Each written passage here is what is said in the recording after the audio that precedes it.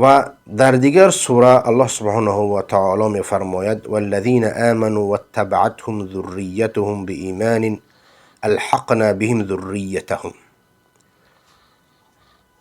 انسان جنتی وقتی که در جنت در راحت و استراحت هست، به تنهایی این راحت را دیده نمیتواند تا اینکه فرزندهای او وجود نداشته باشند، پدر و مادر او وجود نداشته باشد. زیرا طبیعت انسانی همین است که با خویشاوندان و نزدیکان خود باید در هر خوشحالی باشد.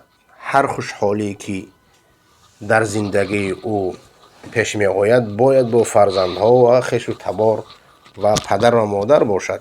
از این خاطر در این آیات ها الله سبحانه و تعالی ذکر می کند که ما فرزندان این آدم، این جنتی را به پیش او می آوریم. الله سبحانه و تعالی می فرماید والذین آمنوا، کسانی که ایمان آوردند، و تبعتهم ذریتهم بإیمان، و تابع آن گردیده اند اولاد او، فرزندان او از نگاه ایمان، یعنی که مؤمن بودند، فرزندهایی که مؤمن هستند. از این خارج میگردد فرزندهایی که مؤمن نیستند. الحقنا بهم ذریتهم، و با آنها ما میرسانیم اولاد او را، فرزندان او را در جنت به او یک جای میکنند تا اینکه راحت او پر گردد. و ما التناهم من عملهم من شیء، از عملهای آن هیچ چیزی را کم نمی کنیم. یعنی هر انسان به عمل خود گرفتار است. فرزند هر عملی که می کند جزای آن را می بیند و هر خوبی که می کند پاداش آن را می بیند، و پدر همچنین. کل امرئ بما کسب رهین، هر کس به عمل خود در گرو است. عملی که کردی پاداش آن را می بینیم. ولی وقتی که یک جنتی میخواهد فرزندان خود را ببیند و با فرزندهای خود در جنت یک جا باشد، آن فرزندانی که مؤمن و مسلمان هستند آنها را حتما میبیند و با آنها یک جای میباشد. و امددناهم بفاکهة و لحم مما یشتهون. حالا الله سبحانه و تعالی باز برای ما و شما همون نعمتهایی که در جنت هست ذکر میکند که برای بندگان نکوکار و کسانی که در جنت هستند میوه های بیشمار، میوه های گوناگون، میوه هایی که بسیار بالذت هستند برای جنتیان پیشکش میکنند. و هر گوشتی که آنها اشتها دارند، هر نوع گوشتی که اشتها دارند برای آنها پیشکش کرده می شود. این وصف یک نشست جنتی هان است که میگوید یتنازعون فیها کأسا لا لغو فیها ولا تأثیم، با هم قدح هایی که در آن شراب میخورند با هم پیشکش میکنند و با هم میزنند قدح های خود را. لا لغو فیها ولا تأثیم، بعد از خوردن این شراب نه لغو است، نه یک سخن بیهوده است و نه یک سخن گناه است. نه، یعنی آنی که چنانه که در دنیا انسان ها بعد از شراب خوردن سخنهای بیهوده میگویند یا اینکه سخنهای گناه میگویند، این گونه نیست. در جنت از شراب راحت میکنن، درد سر ندارن و هیچ سخن گناه یا اینکه بیهوده نمیگویند و از شرابی که برای آنها در جنت آماده شده است از آن می نوشند.